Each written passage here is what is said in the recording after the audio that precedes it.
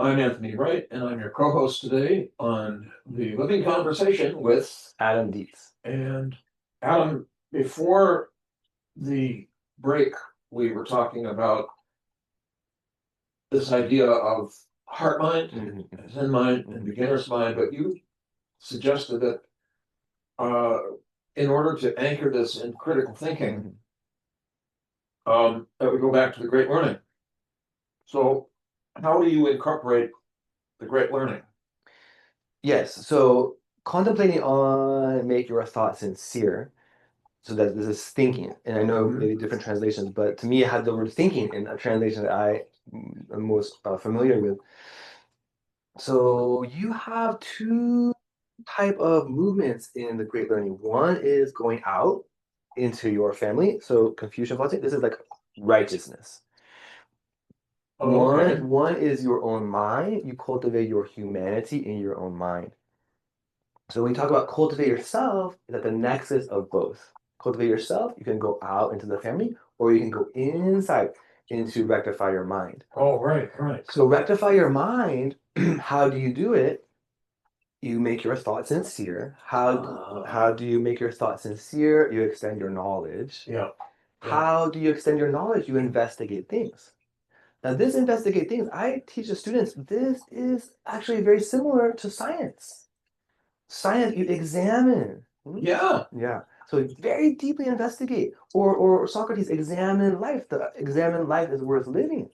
So Confucian logic, investigate things. When you investigate things in Confucian philosophy, you find everything is made of heaven. Everything is made of heaven. Just like in science, when you do science at a high level for a very long time, you find out everything comes from the Big Bang. We're all started. It's quantum energy, yeah. Right? Quantum physics. Yeah. So then you can take this insight, everything is made of heaven. Then you can extend your knowledge and understand things more deeply. Extend your knowledge into all things. Understand they are made of heaven. You can see everything that way. When you see and feel that everything is made of heaven, your thinking is very sincere towards everything. You say, "Oh, you have heaven in you. I Right, feel very exactly. sincere towards you. I want you to flourish. I want you to fulfill yourself to come up and do well."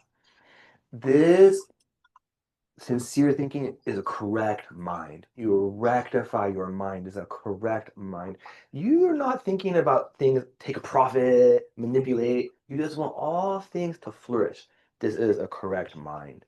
When you have this correct mind, then you can cultivate a life, a self to help all things flourish. The first launching pad to understand that is in your family, in your Right, right. relationships. This is the most fundamental. Everyone is born from a mother and father. Mother and father take care of a baby. Baby grows up, should listen to mother and father so don't get in big trouble, like run into the street or something. Yep, Okay? yep, yep. You learn how to interact with humanity in a family, then when you learn how to interact with humanity, you can go into this country. Now you know how to deal with people. This is the work of a human being to deal with people. When But it's in harmony. in harmony, yeah, And propriety and harmony. yeah, okay. So Um, when you do this, then you doing your part to make the whole world peaceful. This also is called sage in your mind and oh, king outside. So sage I see. within, king without. You are wise in your mind. You practice righteousness going out. King without means you are the ruler of your actions. You are in charge. You can decide when to use humility, when to use sincerity. You decide how to Mhm. help harmonize this world, spiritualize this world, bring heaven into this world. Yeah, yeah. And I reflect on the word righteousness, which is yi, and it's made up of two characters. One of them is a character for oneself, wo, Mm. and the other one is I don't know the name of it specifically, but it's about sheep, Mhm. and it's a kindness of sheep, but not this idea of uh, following any lead like a sheep. It's just about this kindness. I mean, the Chinese were very, I mean, are an agrarian people. you know. One way I heard it is that you see a person who is very gentle, like a sheep. Oh, So yeah, then, yeah, yeah. and then I think there may have been something to do with an elderly person. So then you see or that's a character for beautiful, I think, is Right, someone who has been very gentle their whole life, and now right. you see at an older stage, very gentle, it's beautiful. You know, one of the things that I think about when you speak about um, that everything is heaven, um, and it's in a slightly different idea than uh, an Abrahamic idea of heaven, Mm, but it's very different. attending to the patterns of the cosmos that one is a part of, and that there's no difference. And I think, you know, that's one of the things that I talk to my students about is um, what the Buddha discovered, and Buddha, the Sanskrit word for of Bud, it means to wake up. And what did he wake up to was that there was no separated self. Mm. And when you become, you know, as the Buddhist hot dog vendor, you know, making one with everything, right? So when we become one with the cosmos, then there's peacefulness and sage inside. And I hadn't heard that before, but about sage inside and king outside. Um, and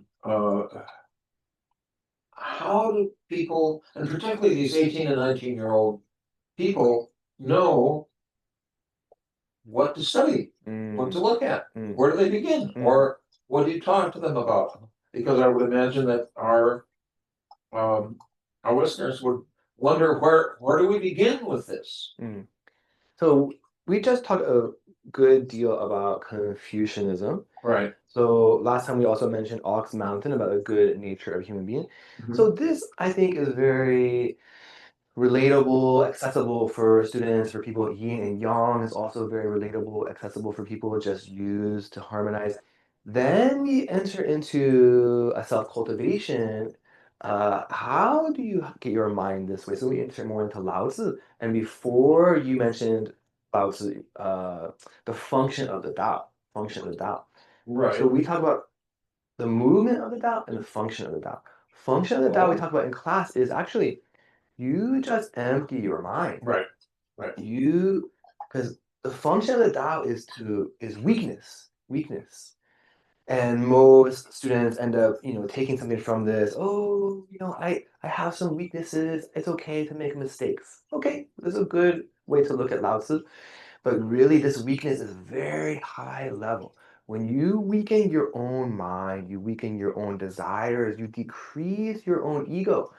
This is like an image that works very well in class. Lao Tzu describes this image. This is like a hand searching in muddy water. I remember you talking about this. So when you have a hand searching in muddy water and you're too strong, you're too frantic, you're too active, all you do is increase turbidity. Yeah, yeah.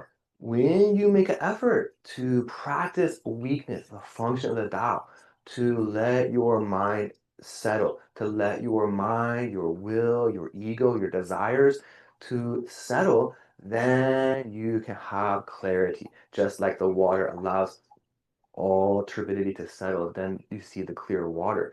So this is the first step for students to see, oh, okay, I've always been taught to strive and go. But actually, if you let your mind settle, you can merge with Tao, something eternal, something constant, something that's in everything. Actually, very similar to you can merge your mind with heaven. Like Confucius, going back. Yeah, and you know, I think this is a verse in the Tao Te Ching. You know, an old person is hard and tough, and they can't speak for very long. But a tiny baby is pliant and weak, and they can cry all day without getting hoarse. And they can grab onto a finger really strong too. Right. But it's not weakness in the way that we think about it in the West. Right. It's weakness for true strength. Because Yeah. actual weakness is you just make some effort, get your mind all excited, and you have ego and desire. But then it's rigid. It also is very small. You and your own thinking mind is just so tiny. If you can empty your mind, if you can connect with Tao, okay, or maybe you said Qi, or Qi goes into pattern, right? Right. Qi goes into pattern. Me. If Yeah. you can merge with this, then you are merging with something strong, something that has always existed, something that is in everything, something that can never be exhausted. So if you merge your work with this, then your work can also be far-reaching, constant, eternal. So another way of attending to this, would you say that for athletes, or actually for anyone, whenever you're doing something that you love and you forget all about yourself, it's like going into the zone. And is this what you're talking about? Yeah, you mentioned going to the zone. For Another another Taoist Taoist philosopher philosopher is is Chuang Tzu. Chuang. Yes, yes. How to do this? Forget yourself. Yep. Yep, Forget forget yourself. yourself. And it's spoken about in many different places. Mm. But we're coming up on another break here. I'm Anthony Wright, and I'm your co-host on the Living Conversation with, Adam Dietz. and my website is theonaut.com, theonaut.com. And how can people contact you? What you have you have a Substack? Yeah, you can find me on Substack at The Way Between, and you can also reach out to me for anything at deetsadam@gmail.com, DIETZ, Adam, one word. Okay, because please, those of you who are listening to this or watching it, please do send us some questions, because that's part of why we both decided to do this. Because particularly in these times, um, uh, how do we decide to live a harmonious life? You know, and part of this is cultivation. And how important it is. It's the most you can do for this world is to live a harmonious life. Right, and that's a very Confucian idea. But we'll take a short break and be right back, so stay tuned.